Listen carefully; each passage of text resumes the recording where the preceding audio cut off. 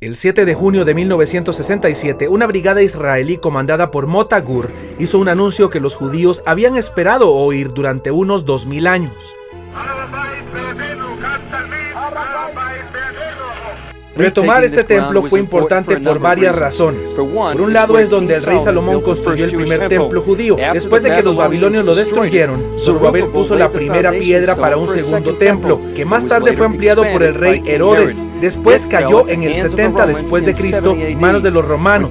Cuando el comandante Gur declaró que el templo estaba de vuelta en manos judías, reavivó la esperanza por un tercer templo tan esperado.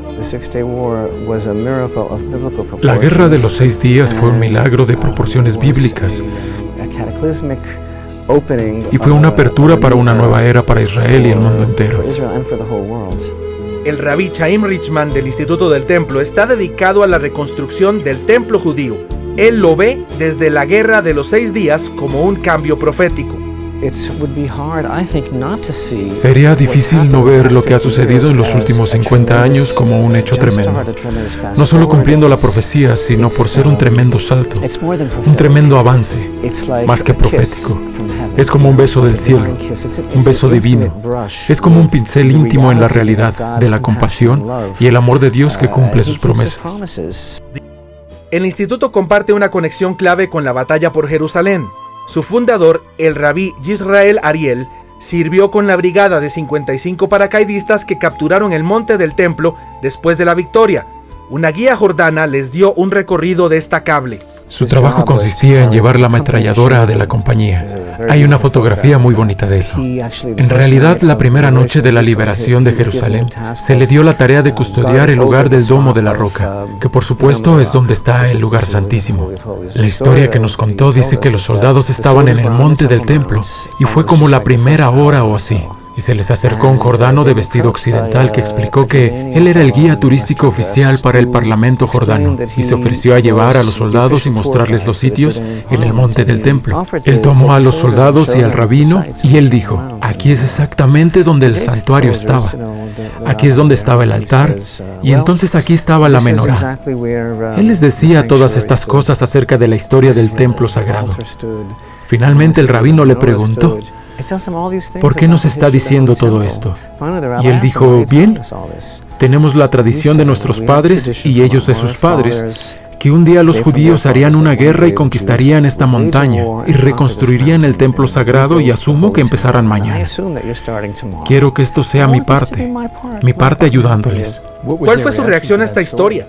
Bien, supongo que quedaron muy sorprendidos, pero en el fondo parece que no estábamos listos. 50 años después, esto está cambiando con el Instituto del Templo, preparando planos y recogiendo elementos oficiales del templo, tales como las prendas sacerdotales. Richman está disipando mitos sobre el templo a través de YouTube. Todo esto significa que hablar de la reconstrucción del templo ya no se considera una idea descabellada. Hoy hay un lobby en el Knesset que están constantemente hablando de los derechos judíos de orar en el monte del templo. Hay miembros del Knesset que en realidad hablan de la reconstrucción del templo sagrado. ¿Te das cuenta que hace 20 años a estas personas no les habrían dado un momento en televisión en Israel, en horario prime time, para decir estas cosas? Hace pocos años esto era considerado algo extremo. Fanáticos, lunáticos, peculiares, hoy en día es la corriente principal. Uno de esos miembros es Yehuda Glick. Hace 10 años no había un solo miembro del Knesset que subiera al monte del templo. Hoy tenemos 20 miembros del Knesset que están interesados en subir al monte del templo, rezar en el monte del templo, y son parte de la redención del monte del templo, y llevar al monte del templo al siguiente paso, que está en proceso de redención. Richman ve el templo a través de los ojos del profeta Isaías, quien escribió hace 3000 años que la casa de Dios sería una causa de oración para todas las naciones. Significa que hay un Dios en el mundo y que lo mejor está por venir. y que estamos tan conectados con Él y entre nosotros con ese propósito y con toda la humanidad. Es un privilegio maravilloso estar con ustedes hoy mirando a Jerusalén desde lo alto y darnos cuenta de que estamos viviendo probablemente el momento más importante de la historia. Si crees en el Dios de Israel y ves su mano en su pueblo y comprendes los enormes cambios que han ocurrido a lo largo de los años, ves que Él nos trajo hasta aquí, no ha terminado y cumplirá sus promesas.